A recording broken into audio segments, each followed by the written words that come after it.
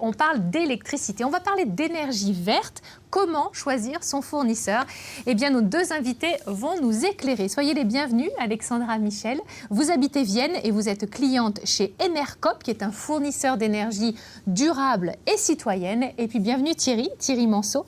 Vous êtes conseiller pour l'espace Info Énergie Rhône Métropole, qui est une association qui nous aide justement à réussir correctement notre transition énergétique. On parle de ce vaste sujet après ces quelques images. Regardez. Dis donc, tu savais que l'essentiel de notre électricité vient des centrales nucléaires ? Bah si ça te plaît pas, prends un contrat d'électricité verte. En 2018, seulement 22,7% de notre consommation d'électricité était issue d'électricité renouvelable. En souscrivant à un contrat d'électricité verte, vous encouragez sa progression. Parmi la trentaine de fournisseurs sur le marché, presque tous le proposent. Il faut savoir cependant qu'un contrat vert n'implique pas que vous serez alimenté exclusivement par une électricité renouvelable, car tous les types de sources énergétiques sont injectés sur le même réseau. Cela signifie que le fournisseur s'engage à acheter autant de kilowattheures en électricité renouvelable que ce que vous consommez. Nuance. Pour bien choisir votre fournisseur, utilisez sur Internet des comparateurs qui vous permettront d'entrer tous les paramètres. Surface du logement, prix du kilowattheure, abonnement, etc. L'État en met un à votre disposition sur servicepublic.fr. L'ONG Greenpeace a également classé les fournisseurs en électricité verte en fonction de leur réel engagement écologique. Sachez en tout cas que l'électricité verte n'est souvent pas plus chère. Et si vous changez de fournisseur, la garantie de service est assurée. Les offres pour particuliers sont aussi sans engagement et résiliables à n'importe quel moment sans frais. Alors, le courant passe mieux au vert ?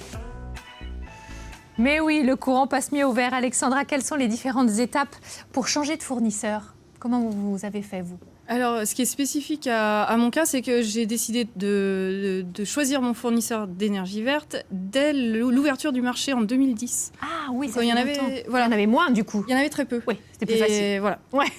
et ce qui fait que le choix était assez restreint, Oui. mais la mise en place était assez facile. Et je pense que c'est la même chose maintenant. Oui. En fait, on appelle ce fournisseur-là ou on s'inscrit sur une plateforme Internet. Maintenant, je pense que ça doit se faire en ligne. Oui. Et en fait, il n'y a pas de coupure de courant ni quoi que ce soit. Ça, en fait. c'est bien de le dire. Vraiment ça, c'est juste une histoire de à qui on paye notre énergie. Exactement. Et ça se fait assez vite. Et vous, vous la payez à Enercop. Voilà. Et bon, on y reviendra tout à l'heure, parce que moi, je veux déjà qu'on fasse attention si on veut changer de fournisseur d'énergie. Thierry, est-ce qu'il y a des pièges? Est-ce qu'il y a des choses sur lesquelles il faut être vraiment très précis et attentif? Alors, oui, après, tout dépend de la motivation des gens. Ah. C'est très bien expliqué là dans le film, mais peut-être revenir sur la base. Les gens pensent que l'électricité a une couleur, qu'elle est verte ou pas verte. Vraiment? Non. Ah ben non, elle n'a pas de couleur. L'électricité, elle est transparente, c'est une onde électrique qui circule. Voilà. Oui. Par contre, ce qui est important de savoir, c'est le producteur. Et là, ça change tout. Vous avez des producteurs d'énergie renouvelable et des producteurs d'énergie qu'on appelle fossile ou nucléaire. D'accord. Et donc, lorsqu'on veut changer de son contrat, l'important, c'est connaître la traçabilité de cette électricité et de savoir effectivement si le paiement de notre facture va bien aller vers un producteur d'énergie renouvelable et pas simplement vers un fournisseur qui va payer ce qu'on appelle des garanties d'origine. Donc, c'est expliqué dans le petit reportage, qui va verdiser, on va dire, qui va rendre renouvelable, en tout cas vert, une électricité qui, au départ, ne l'est pas, puisqu'il a acheté son électricité sur le marché de l'électricité. D'accord. Et ce marché-là, comme vous dites, de l'électricité, en fait, quand on achète de l'électricité verte, elle vient d'où alors? Alors, on l'achète à un fournisseur. Oui. Le fournisseur, lui, s'est procuré une énergie renouvelable, donc à condition que ça soit spécifié dans votre contrat, ou bien il a acheté une électricité classique et il a acheté, pour rendre cette partie renouvelable, des garanties d'origine. Donc l'électricité en elle-même n'est pas renouvelable, c'est pas un producteur d'énergie renouvelable, mais par contre il a des garanties d'origine qui l'autorisent à dire que c'est une électricité verte. Électricité verte et électricité renouvelable, c'est la même chose ou pas ? C'est la même chose. D'accord. Mais la traçabilité n'est pas la même. Vous avez une traçabilité directe avec le producteur ou une traçabilité via des garanties d'origine qui ne vous donnent pas forcément cette garantie. On va écouter Alicia. Sur un territoire, la production d'électricité doit s'ajuster en temps réel à la consommation. Les électricités issues de panneaux solaires et d'éoliennes ne sont pas capables de répondre à cet ajustement car elles sont intermittentes par nature. Actuellement, les offres d'électricité verte sont possibles car il n'y a aucune obligation pour les producteurs d'injecter en temps réel la consommation de leurs clients.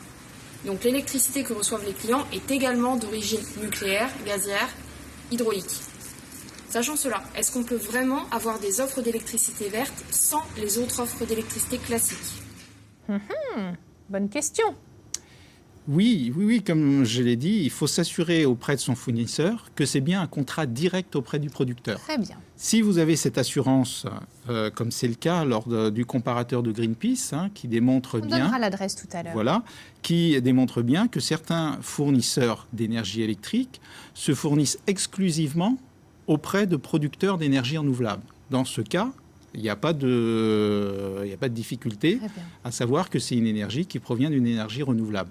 Si par contre c'est un fournisseur qui se procure de l'électricité auprès d'un fournisseur classique, énergie fossile ou nucléaire, et qu'il achète des garanties d'origine, ou bien auprès de fournisseurs, mais vous avez finalement les deux, vous n'avez pas la certitude que ça soit vous allez avoir votre facture paye exclusivement des producteurs d'énergie renouvelable. Donc tout dépend de l'ambition que vous souhaitez avoir. Alexandra, votre fournisseur vous donne des garanties d'origine pour l'électricité que vous consommez. Vous savez d'où elle vient ? Alors, au tout début, Enercop était obligé d'acheter en fait ces certificats en fait, de se fournir auprès d'autres producteurs. D'accord. Et de certifier l'origine. Mais depuis 2018, la totalité de l'électricité vendue à des particuliers chez ce fournisseur vient de producteurs en direct, parce que en fait chaque fois parce qu'ils ont passé des contrats directs avec les producteurs. D'accord. Donc en fait c'est du circuit court quelque part. Ça c'est bien. Et voilà. Très bien. Et du coup, est-ce que c'est plus cher que l'électricité classique, cette électricité verte que vous consommez, vous, Alexandra ? Alors, il y a une dizaine d'années, oui. C'était un vrai choix militant. Ah. Et maintenant, en fait, c'est beaucoup moins cher qu'au tout départ. Et cette différence, elle est presque plus une excuse, en fait. Pourquoi vous avez fait ce choix, vous, il y a 10 ans ? Parce ce que choix militant. Alors, je me suis dit, c'est peut-être parce que je suis la génération de Tchernobyl. Pour moi, le nucléaire, c'est pas quelque chose que je veux financer. Et je me suis dit, le moyen à mon niveau, c'était de choisir un fournisseur qui me permette de ne pas financer cette énergie-là. Oui. Camille, ça vous parle, vous, j'imagine ? Oui. Ces pollutions comme ça. Est-ce que vous avez un fournisseur aussi d'énergie verte. D'énergie verte également ? Ça. Bon. Alexandra, qu'est-ce que vous attendiez à l'époque de votre nouveau fournisseur, justement ? Alors, je savais en fait que c'était une coopérative. Donc, j'avais vraiment fait ce choix aussi parce que j'ai pris des parts en fait. J'ai souscrit des parts. Alors, il me semble qu'au début, on était obligés. Maintenant, c'est plus le cas. D'accord. Et en fait, comme c'est une coopérative, c'est un homme, une voix. Enfin, on dit une personne, une voix. Oui. Et on vote en AG. On voit en fait ce qui se passe et on peut apporter notre petite voix aux décisions c'est important. stratégiques de la structure. Thierry, est-ce qu'on peut faire confiance aux garanties d'origine ? Alors, on peut faire confiance, mais après, il faut comprendre le mécanisme. Ça ne vous engage pas de la même façon. Les garanties d'origine, elles reposent sur souvent de l'hydraulique, c'est-à-dire des installations qui sont déjà bien amorties, particulièrement dans les pays du Nord. Résultat, ça n'a pas le même coût. C'est-à-dire sur votre facture, si vous décomposez votre facture, vous avez les 2 tiers qui sont des charges fixes, c'est-à-dire des taxes et l'approvisionnement, c'est-à-dire le réseau pour faire venir l'électricité, toutes les infrastructures qui nécessitent d'apporter l'électricité chez vous. Il n'y a qu'un tiers de votre facture qui concerne la fourniture d'électricité. D'accord. Donc, si on prend un exemple sur 100 € d'électricité, vous avez 30 € qui est consacré aux producteurs. Mais si vous avez un contrat direct, en tout cas si votre fournisseur a un contrat direct avec un producteur d'énergie renouvelable, ces 30 € vont revenir à ce producteur. Il va pouvoir développer d'autres installations solaires, éoliennes ou hydrauliques. Si par contre c'est une garantie d'origine, il n'y a que 5 € qui revient au producteur, parce que c'est déjà une installation qui est amortie. Et donc le reste, eh bien, c'est de l'électricité grise qu'on appelle. Ah oui, dites-moi, c'est hyper pointu quand même. Hein. Ben, il faut être très informé pour faire les bons choix. Hein. Alors, vous avez des informations sur Internet. Hein. Entre autres, je présente l'avis de l'ADEME qui est téléchargeable et qui présente les offres d'électricité verte. Donc, il y a un document de décembre 2018 et qui explique très bien ce dispositif des électricités vertes. Très bien. Mais vous avez aussi le document de Greenpeace Voilà, avec quelques pages d'explications qui permet aux gens de mieux comprendre. Ah oui, on a besoin. Hein. Voilà.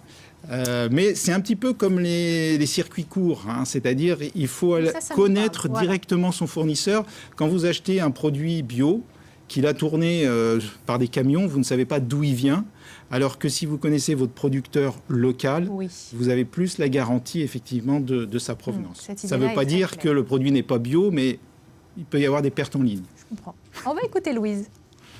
Bonjour, je m'appelle Louise, j'ai 33 ans. Et récemment, j'ai changé de fournisseur d'électricité pour un fournisseur d'électricité verte.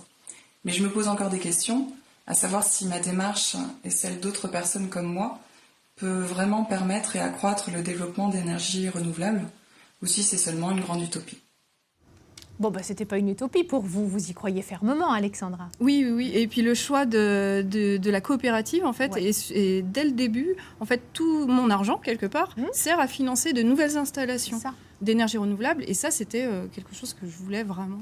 Est-ce que vous prêchez un peu la bonne parole autour de vous? Est-ce que vous essayez de convaincre, d'informer?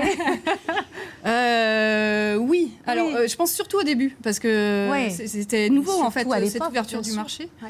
Et surtout au début. C'est vrai que maintenant, peut-être moins. Je dois évoluer dans un milieu qui est déjà sensibilisé aussi. Est-ce que vous avez changé vos habitudes de consommation depuis que vous êtes passé, donc au tout début, à l'électricité verte? Est-ce que vous avez d'autres gestes comme ça pour la planète? Alors, c'est vrai que j'ai vu sur le site de ce fournisseur, en fait, que une partie de... Enfin, l'énergie est un peu plus chère, mais les clients consomment moins. En général, ces clients-là consomment moins qu'un client lambda, on va dire, qui est chez quelqu'un d'autre. Pourquoi? Parce qu'il y a cette prise de conscience? Alors, je pense que c'est parce que pour l'instant, c'est des gens déjà sensibilisés. Oui, voilà. Et pour mon cas, je n'ai pas changé ma façon de consommer, mais je pense que j'étais déjà dans une consommation raisonnable. Ouais. Et je n'ai pas de chauffage électrique aussi. Ah oui, voilà. Ce qui a aidé à la décision au départ. Absolument. Qu'est-ce qu'on peut dire aux gens qui ont envie de se lancer, mais qui sont perdus? Parce que franchement, il y a de quoi s'y perdre. Alors au début, oui. Parce qu'on a tous envie de faire un geste pour la planète, franchement. Au début, on est perdu, c'est comme tous ces mécanismes. Je pense que le comparateur Greenpeace, je le répète un peu, est une bonne entrée. Il est validé par l'ADEME et permet justement de comprendre ceux qui sont classés en tête. Il en a classé 2, la planète Oui et Enercop.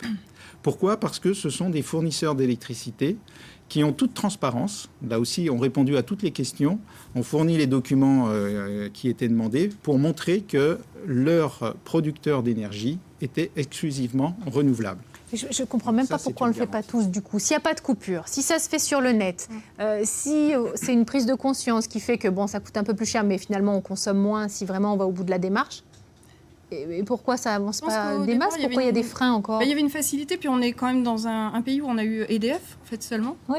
Et on a cette facilité, il existe, on lui fait confiance, parce que c'est une structure d'État. Oui. Et la démarche de le quitter n'est pas forcément évidente, mais le courant, c'est le même pour tout le monde. D'accord. En fait, ça ne change rien. Ah ouais. Je suis contente de vous d'avoir eu cette discussion. Je trouve qu'on y voit plus clair.